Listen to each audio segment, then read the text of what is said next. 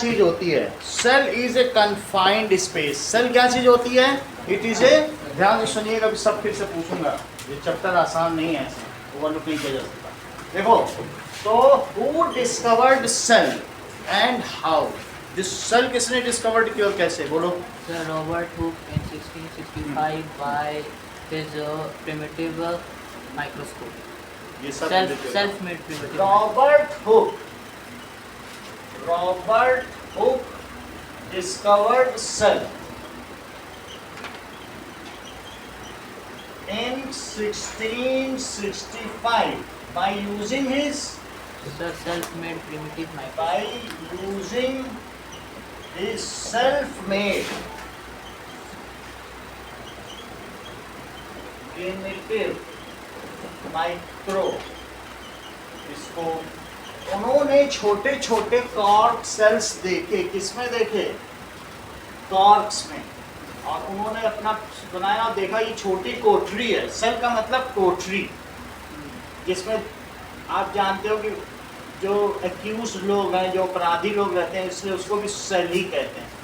छोटे small confined space को cell कहा जाता है। And he has given its name as cell. दूसरा सवाल बताओ Abhinav, why cell is called structural and functional unit of life? Because it helps in life processes. ये कोई बात नहीं। आरिश बताओ।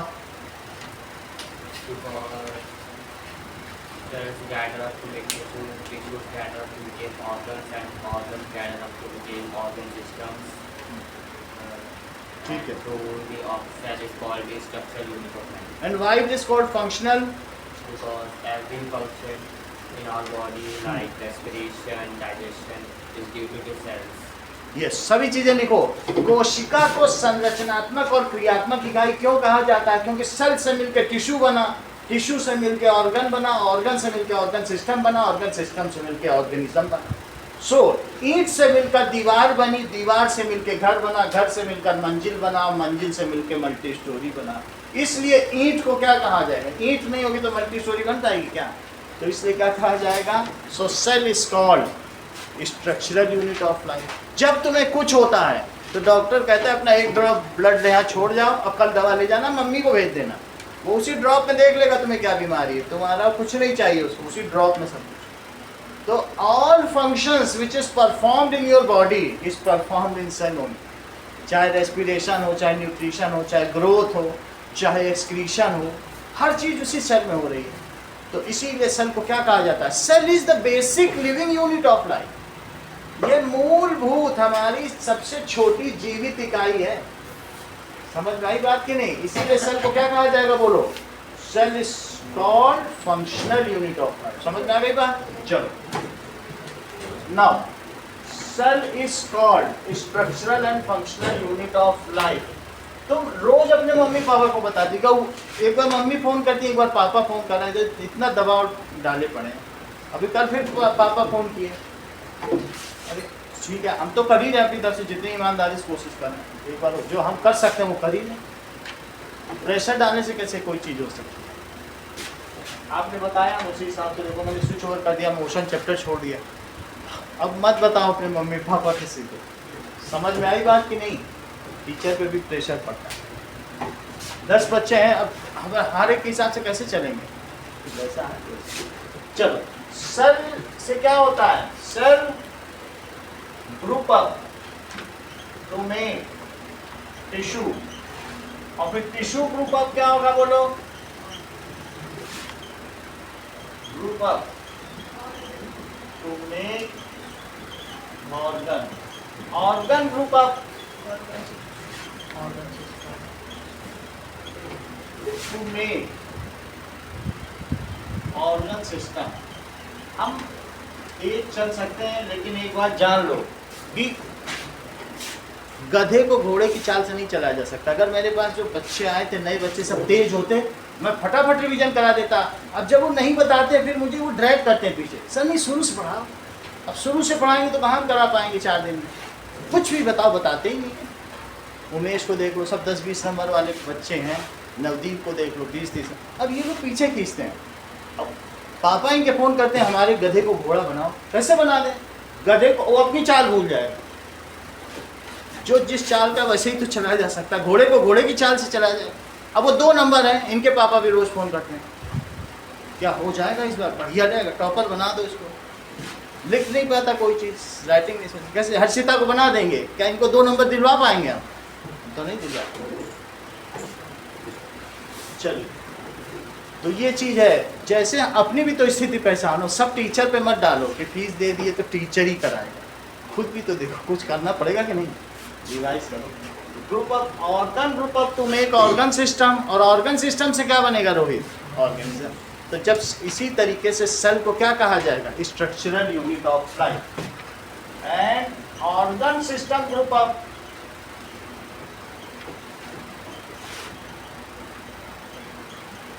To make organism, so cell is called, cell को क्या कहा जाएगा? Structural unit of life. Final exam में हम 1995 तक जाएंगे, लेकिन अभी इतनी जल्दी में नहीं हो पाएगा जितना जल्दी आप सोच रहे हैं, जल्दी जल्दी करा। ओके, आगे देखो, इसे फंक्शनल यूनिट क्यों कहा जाता है? Cell is called functional unit of life.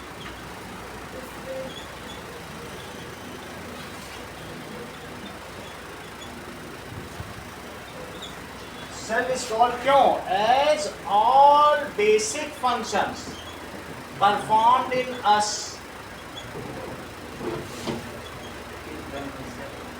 सही है, in us कौन कौन से basic functions like respiration, growth, nutrition, ये सब कहाँ होते हैं? excretion, waste का excretion ये कौन देता है? इस परफॉर्म, ये कहां पर होता है? Performed in cell only, cell में ही होता है। सो सेल इज कॉल्ड, ये बहुत इंपॉर्टेंट क्वेश्चन है, ये दोनों ही इंपॉर्टेंट जरूर आएंगे। Cell is called functional unit of life. अगला देखो, तीसरा, differentiate between prokaryotic cell और दूसरा कौन सा है? Eukaryotic cell. प्रोकैरियोटिक का क्या मतलब है? दैट इज प्रो, जैसे लोग कहते हैं यू आर ए प्रो, और कैरियन का क्या मतलब होता है? न्यूक्लियस। ऐसा न्यूक्लियस जो प्रो हो, प्रो का मतलब इस तरीके से डिफाइंड ना हो, उसे क्या कहेंगे बोलो? That is prokaryotic. ये देखो,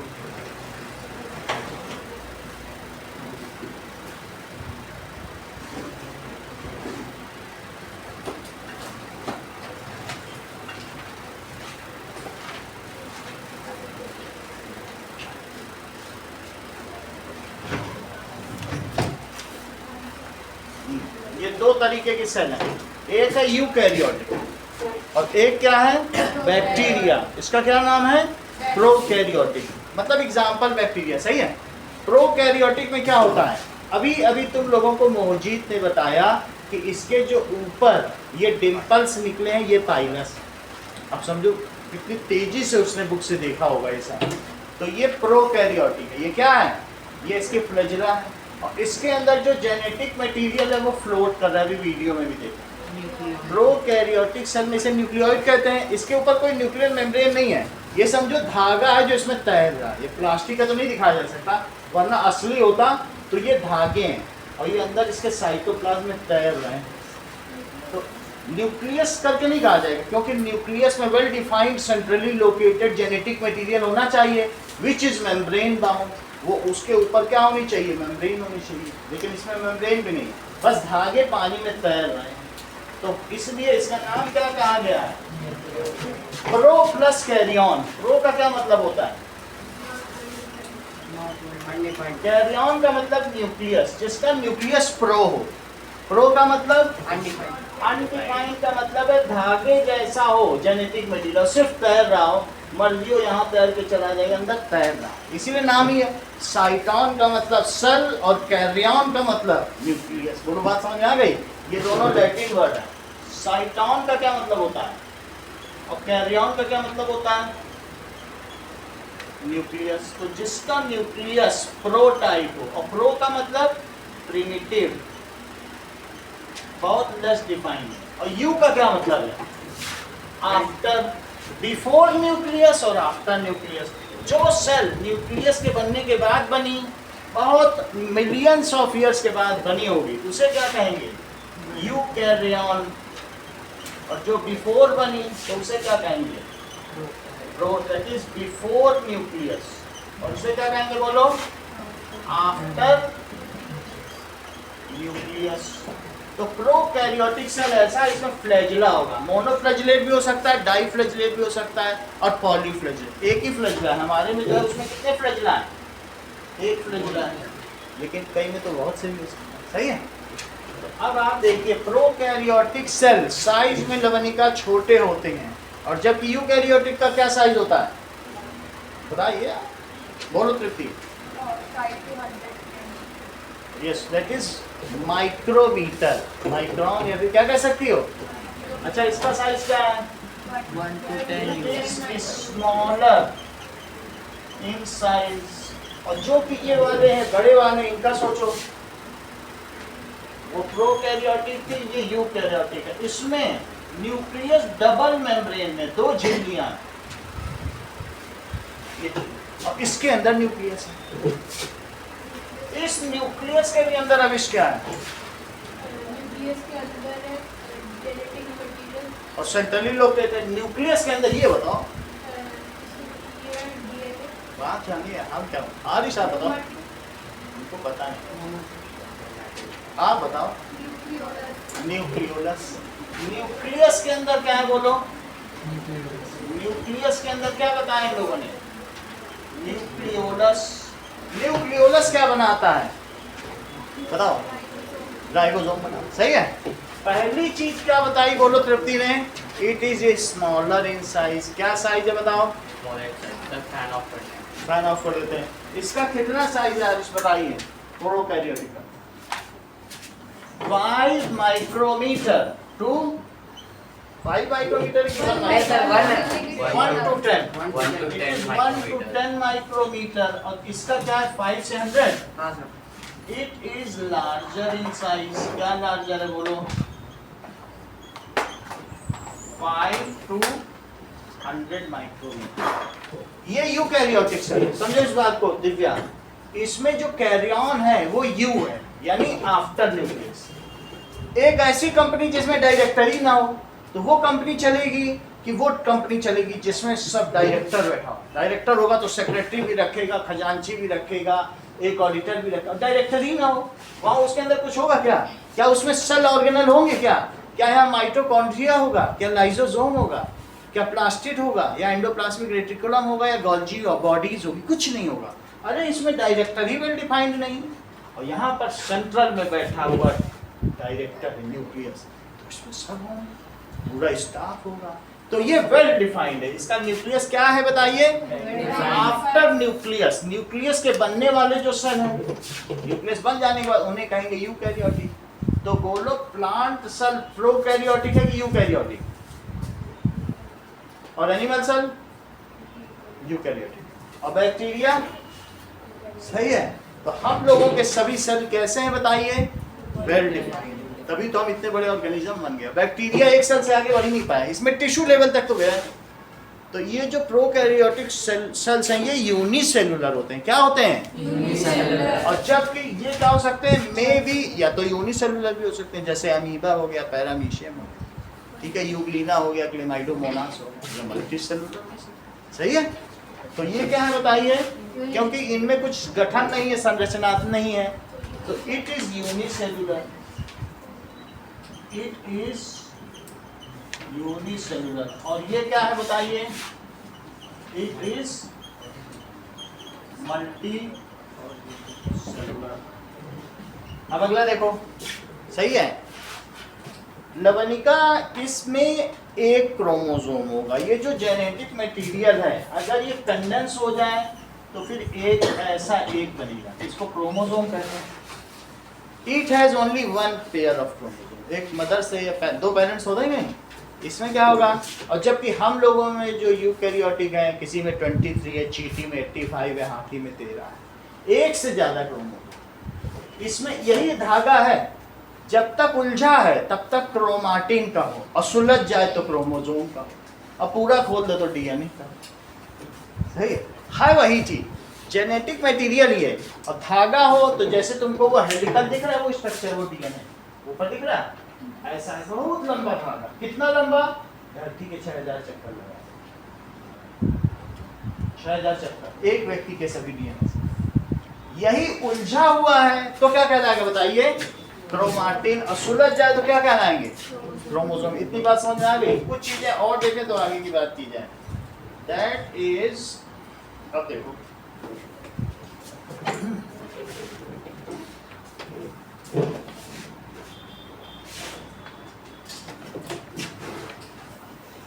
क्रोमोसोम है, और जबकि इसमें मैनी क्रोमोसोम है। दूसरा प्रॉपर्टी लिखो, it is unicellular. It is either unicellular और मल्टीसेलुलर। यूनिसेलुलर भी हो सकता है, जैसे amoeba, paramecium. It is either unicellular और मल्टीसेलुलर। अब जरा देखो Anushka, it also can survive in extreme weather condition और हार्श कंडीशन। बैक्टीरिया सर्वाइव कर सकते हैं, but it is not like this, in case में नहीं। अच्छा, इट है सिंगल क्रोमोसोम। इसमें क्या है? Single chromosome. और जबकि it has more than one chromosome. Membrane bound cell organelle के नाम पे यहाँ कुछ नहीं, आर एब्सेंट। और यहाँ पर क्या है? Membrane bound. देखो सारे दिखाई दे भी नहीं, उसमें कई चीजें थी। तो चौथी चीज क्या है बिना बोलो? मेम्ब्रेन बाउंड, हाँ, सेल ऑर्गेनल्स एब्सेंट। और इसमें क्या है? मेम्ब्रेन बाउंड ऑर्गेनल्स, बहुत सारे सेल ऑर्गेनल्स होंगे प्रेजेंट। अगली चीज देखिए, that is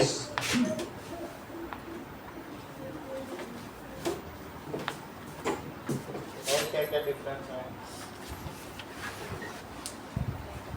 difference between prokaryotic and eukaryotic. सच्चा काफी तत्वों में विचारी नहीं। Sir, nuclear region is not well defined. Nuclear region, हाँ एक ही चीज है। न्यूक्लियर रीजन इसका क्या है? Nuclear region is not well defined, known as nuclear. ये देखो, Nuclear region is well defined, surrounded by nuclear. देखो nuclear region is not well defined. और इसका क्या है? न्यूक्लियर रीजन कैसा है? Called nucleoid. इसे क्या कहेंगे? Called nucleoid. इस केस में ये न्यूक्लियोइड कहलाएगा, न्यूक्लियोइड। अब देखो इससे मैं एक और क्वेश्चन अगला करवा रहा हूं जिसमें इसके सेल ऑर्गेनल भी हैं, कि ड्रॉ लेबल्ड डायग्राम। ये क्या है? Plasma membrane. ये क्या चीज है? और उसके ऊपर वाला क्या बोलो? सेल। प्लाज्मा मेम्ब्रेन, और उसके ऊपर है सेल वॉल। और सबसे ऊपर वो चीज है जो डॉटेड है, प्रोट्रूडेड आउटसाइड, उसे क्या कहेंगे? पाइलस। और इसके अंदर हर्षिता क्या भरा हुआ है? बिल्कुल भी नहीं पता, थोड़ा सा सपोर्ट कर दे तो। साइटोप्लाज्म, सही है। कोशिका द्रव्य, हिंदी में बता दिया करो, कोशिका द्रव्य बता दो। इंग्लिश कौन बहुत? हाँ? राइबोसोम्स। अब देखो राइबोसोम भी दिखा दो, मैं बोला राइबोसोम दिखा दो। चलो बुक के हिसाब से राइबोसोम लिख दीजिए, राइबोसोम। अब आगे की बात करो, यहाँ पर क्या है, मेम्ब्रेन बाउंड सेल ऑर्गेनल्स इसमें प्रेजेंट है। और क्या चीज है, न्यूक्लियस वेल डिफाइंड है and it is bounded by double nuclear wall, 2 membrane है। Nuclear region is well defined, is well defined and membrane bound, उसके ऊपर मेम्ब्रेन भी है। आगे देखिए कि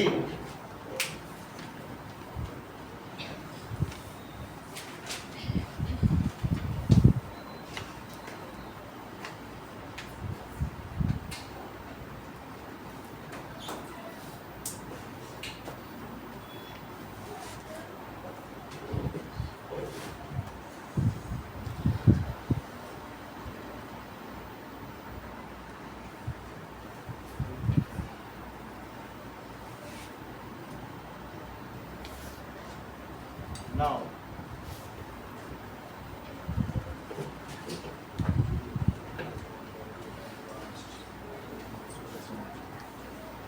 इतना ही रखो, बाकी यही 4-5 डिफरेंस। अगला क्वेश्चन देखिए, next is differentiate between animal cell and plant cell. तो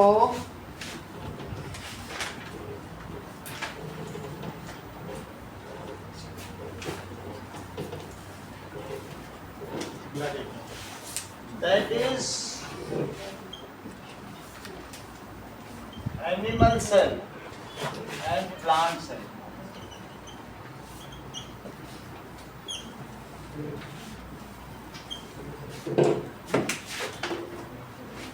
चलिए, 2 तरीके की सेल है। देखो ये हम लोगों में है, ये एनिमल सेल है आदित्य, और ये कौन सी सेल है बोलो, this is plant cell. Plant cell जो होगी उसमें सेल वॉल होगी, ये देखो क्या होगी, सेल वॉल। प्लांट सेल जो होगी उसमें क्या होगा कि कीड़ा हो या ककड़ी हो टक टूट जाएगी, लौकी। और हम लोग टूटा कुछ, देख लो पूरा मोड़ रहा है, कुछ टूट रहा है, क्यों नहीं टूट रहा है, सेल वॉल। तो पहली बात कि हम लोगों में मोड़ने से हाथ कुछ टूट रहा है क्या, अब ककड़ी भिंडी सब टूट जाती, सेल वॉल जो होगी वो टूटेगी। सेल वॉल फंगी में भी होती है, मशरूम में, फंगी ठक से मशरूम टूटती है कि नहीं। प्लांट्स हैव सेल वॉल, और एनिमल सेल में क्या होगा, they do not have cell wall. Plant cells are larger in size, plants and animal cell difference. चलो हाँ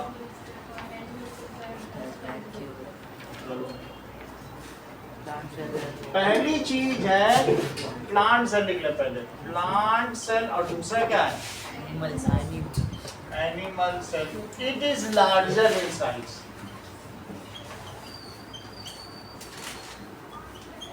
और जबकि it is smaller in size.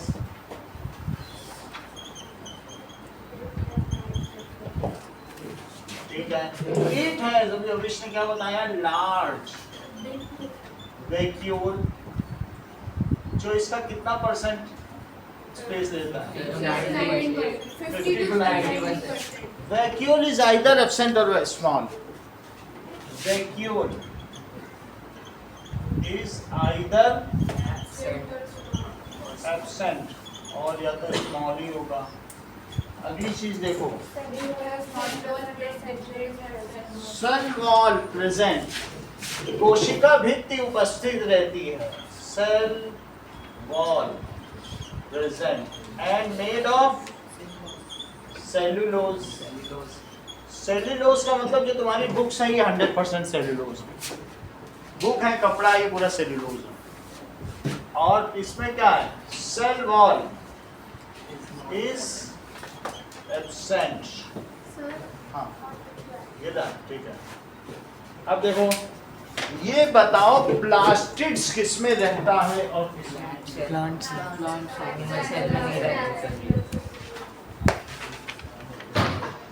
दो लोगों के हैं, दोनों लोग ले लो, आधा गांधी जी वाला आविष् को दे दो। अब देखो दो अलग अलग चीजें हैं। जो प्लांट सेल होगी, प्लांट सेल में जो भी जब कभी भी तुम ना प्लाज्मा मेम्ब्रेन या सेल मेम्ब्रेन बनाना, डबल बनाना है। इसमें न्यूक्लियस साइड वाइज लोकेटेड दिखाना है। देखो बुक में डायग्राम बना, वैक्यूल जरा बड़ा ही बना देना, लार्ज वैक्यूल। 50 to 90% है। Yes. अच्छा, न्यूक्लियर में भी डबल मेम्ब्रेन दिखाना। न्यूक्लियर डबल, न्यूक्लियस के चारों तरफ क्या दिखाना? एंडोप्लाज्मिक रेटिकुलम, ये एंडोप्लाज्मिक रेटिकुलम। इसके अलावा गोल्जी बॉडीज, गोल्जी बॉडीज क्या होती हैं? ये पैकिंग का काम करती हैं। बाकी हो गए इसके अलावा माइटोकॉन्ड्रिया रेड कलर के होते हैं। माइटोकॉन्ड्रिया दिखाना, पावर ऑफ सेल। ठीक है। और लाइसोसोम को ब्लू कलर का दिखा देना, प्लास्टिड्स को ग्रीन कलर का दिखा देना। ये देखो माइटोकॉन्ड्रिया दिखा दो। ये माइटोकॉन्ड्रिया एक से ज्यादा भी हो सकते हैं, अभी उसमें भी देखेंगे तो माइटोकॉन्ड्रिया दिखाई पड़ेगी। फिर प्लास्टिड्स, प्लास्टिड्स की संरचना कैसी होगी? इट्स स्ट्रक्चर इज, इसके अंदर कुछ स्ट्रोमा होंगे रोटी जैसे। और क्या होगा? एक लाइसोसोम, वो क्या करेगा? उसमें डाइजेस्टिव एंजाइम्स होंगे। ये जो गोल्जी बॉडीज है इसे येलो कलर का दिखाना। ये कैसा दिखाओगे? Yellow colour. ये येलो कलर का होगा। ये जो तुम्हारे एंडोप्लाज्मिक रेटिकुलम है इसे ऑरेंज कलर का दिखाना।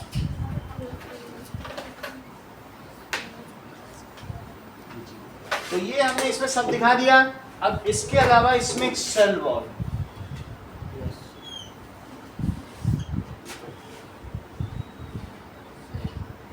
ये सेल वॉल जैसे हमने इसमें देखा था प्लांट सेल में, तो इसमें ये सब क्या है? जब इसके सेल वॉल हट जाएगी तब ये चीज क्या है? बोलो। प्लाज्मा मेम्ब्रेन है। और अगर इसका और आगे देखें, वो न्यूक्लियस दिखाओ और सीधा वहां से न्यूक्लियस पड़ा, वो नहीं, वही उसी के ऊपर, उसी ब्लू कलर का नीचे। देखो, अब देखो ये न्यूक्लियस है और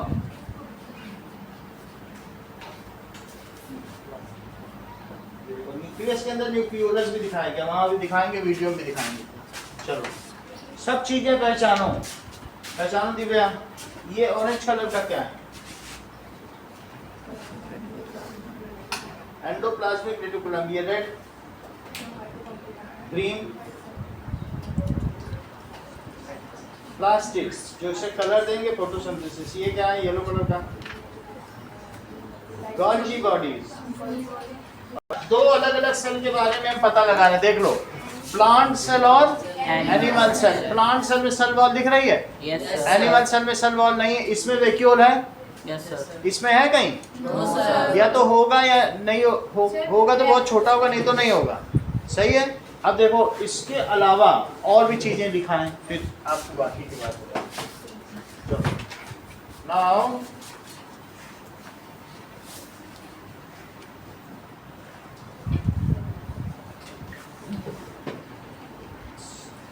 अगली चीज है कि इसमें ग्रीन कलर का क्या मिला आपको?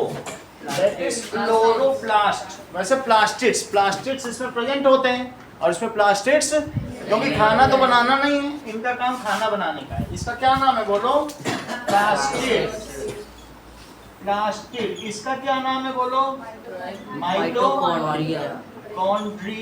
इसका नाम गोल्जी बॉडीज। और ये क्या है? Endoplasmic reticulum. अब अलग अलग नाम दो इसमें। किसी किसी पे येलो कलर के राइबोसोम बैठा दो, लाइसोसोम, राइबोसोम। तो जिस पे बैठा होगा उसे रफ एंडोप्लाज्मिक रेटिकुलम कहेंगे। तो जिस पे बैठा है ये पहले तो ये राइबोसोम है, राइबोसोम। और ये जिस पे बैठ गया उसका नाम क्या है? RER, और जिस पे नहीं बैठा स्मूथ एंडोप्लाज्मिक रेटिकुलम, जिस पे बैठा है हर्षिता वो प्रोटीन बनाएगा, और जिस पे नहीं बैठा वो क्या बनाएगा, बोलो। हाँ, जिस पे नहीं बैठा स्मूथ वाला क्या बनाएगा, लिपिड, और जिस पे बैठ गया राइबोसोम वो क्या बनाएगा, Proteins. ये प्रोटीन और लिपिड। अब साची तुम्ही को सब कुछ बताना है, तुमने बता दिया तो तुम्हें बताना पड़ेगा। ये प्रोटीन और लिपिड अब कहाँ जाएंगे, गोल्जी बॉडीज इन प्रोटीन और लिपिड का क्या करेगा, सिंथेसाइज करेगा, मॉडिफाई करेगा, स्टोर करेगा और पैक करेगा और डिस्पैच करेगा।